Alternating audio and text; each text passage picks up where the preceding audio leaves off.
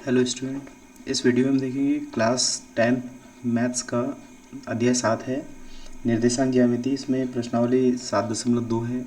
इसका 5वां सवाल दिया हुआ है कि वह अनुपात ज्ञात कीजिए जिसमें बिंदुओं ए का निर्देशांक दिया है 1 और -5 और बी का निर्देशांक दिया हुआ है -4 और 5 को मिलाने वाला रेखाखंड एक्स अक्ष से विभाजित होता है। इस विभाजन बिंदु के निर्देशांक भी ज्ञात कीजिए।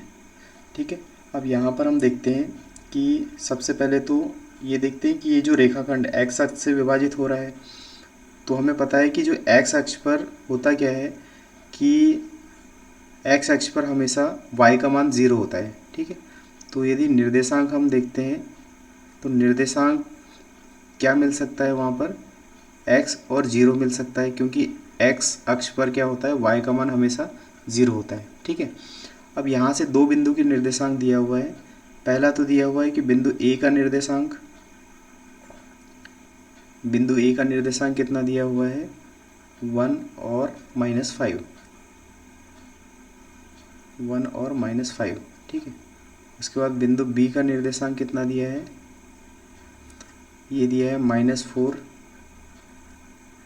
और 5। ठीक, -4 और 5।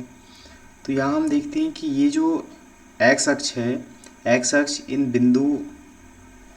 बिंदु जहाँ पर मिल रहे हैं, मतलब रेखाखंड ए बी की बात कर लेते हैं। चलिए एक लाइन के माध्यम से समझते हैं इसको।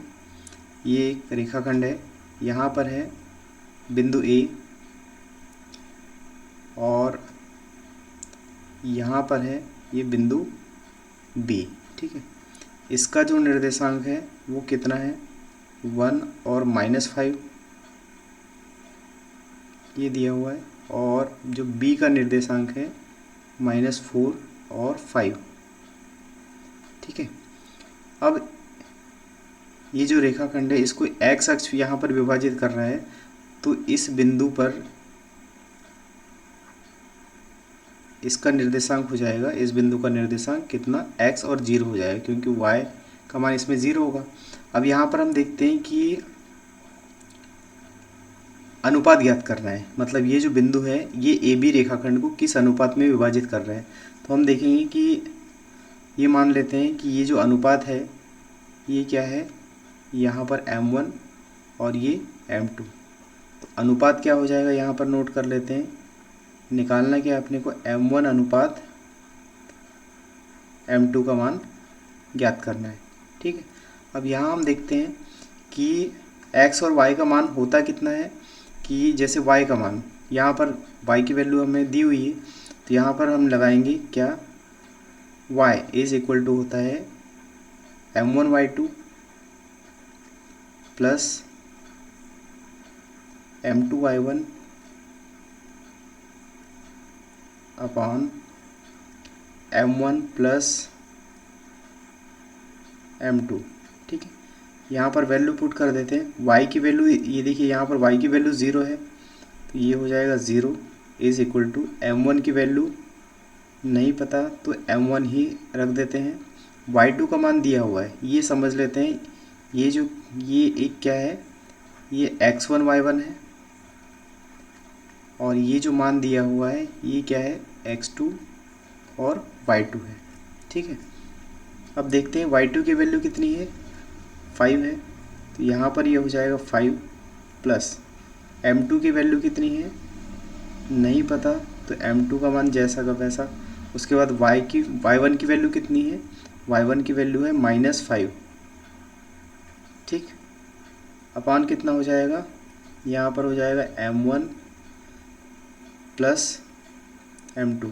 ठीक है, यहाँ पर देखिए क्रॉस मल्टीप्लाई करेंगे तो m1 प्लस m2 इंटू 0 कितना हो जाएगा, ये पूरा का पूरा 0 हो जाएगा, इज इक्वल टू हो जाएगा, यहाँ पर देखिए m1 इंटू 5 कितना हो जाएगा, ये 5 m1। उसके बाद में अगला देखते हैं, यहाँ पर m2 का मल्टीप्लाई -5 से होगा, तो ये हो जाएगा -5 m2। ठीक है, इसको क्या करेंगे, जब पक्षांतर करेंगे तो इसको ऐसा लिख सकते हैं, ये माइनस का 5 m2 है, इधर जाके क्या हो जाएगा, ये प्लस का 5 m2 हो जाएगा। ठीक है, इज इक्वल टू 5m1। अब यहाँ पर देखिए 5/5 इज इक्वल टू हो जाएगा m1 डिवाइडेड बाई m2। ठीक है, तो 5 से 5 जब कट जाएगा तो 1/1 इसका आंसर आएगा। तो यहाँ पर लिख सकते हैं हम क्या, ये जो m1 है अनुपात m2 का मान कितना हो जाएगा, ये हो जाएगा 1:1।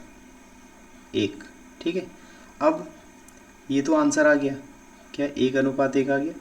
अब यहाँ पर आगे देखेंगे कि यहाँ पर इसमें लिखा हुआ है कि इस बिंदु के निर्देशांक भी ज्ञात कीजिए। इसका मतलब ये जो बिंदु है कितना XY है, इसका निर्देशांक अपने को निकालना है। तो हम क्या करेंगे, उसके लिए x का मान कितना होता है, ये होता है m1 x2 plus m2 x1 अपान कितना हो जाएगा, ये हो जाएगा m1 प्लस m2।